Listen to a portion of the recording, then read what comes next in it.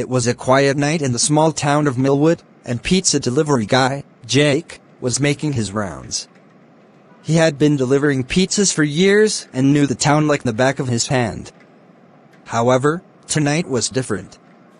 Jake had a strange feeling in his gut, like something wasn't quite right. As he drove down the dark and deserted streets, Jake noticed that every house he passed was completely dark. No lights were on, and there were no signs of life. It was like everyone in the town had disappeared. Jake pulled up to his next delivery address, a house on the outskirts of town. The house was old and run down, with peeling paint and a sagging roof. Jake hesitated for a moment, but he knew he had to do his job. He walked up to the door and knocked. There was no answer.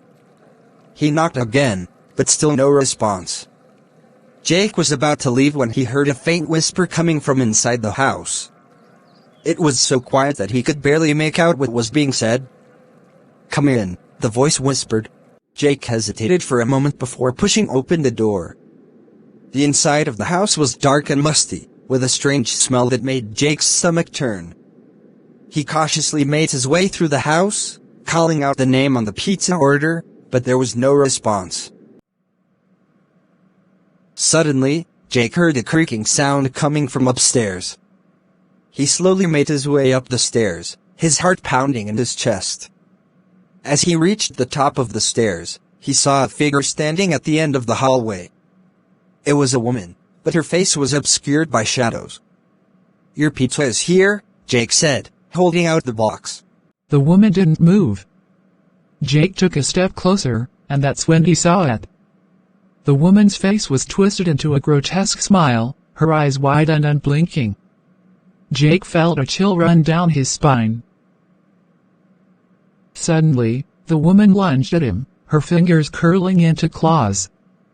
Jake stumbled backward, tripping over his own feet and falling down the stairs.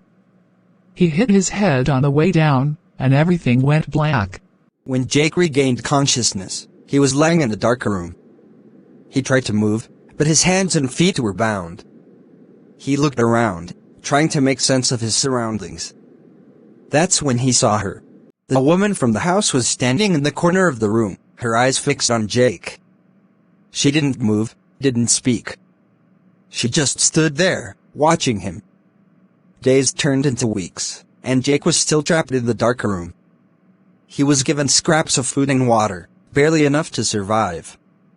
He tried to scream for help, but his voice was hoarse from lack of use. He had no idea how long he had been there, or if anyone was looking for him. "Then you have to play a game with me," the woman said, her smile widening. Jake had no choice but to agree.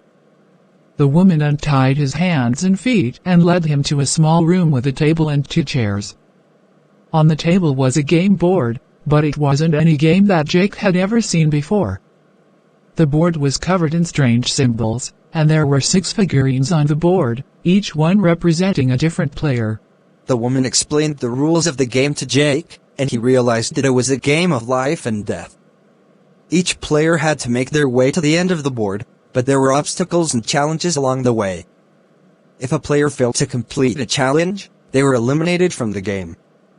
The last player standing was the winner. Jake didn't want to play, but he had no choice. He rolled the dice and began his journey through the game board. The challenges were impossible, and he failed time and time again. He watched in horror as the other players were eliminated, one by one, until it was just him and the woman left. They were both so close to the end, but Jake knew that he couldn't beat her. She was too good, too ruthless. As he made his final move, he realized that he had lost the game. The woman smiled at him, her eyes gleaming in the dim light of the room. "You're a good player," she said. "But you're not good enough." Jake screamed as the woman lunged at him, her hands closing around his throat. He struggled, but it was no use. He knew that he was going to die.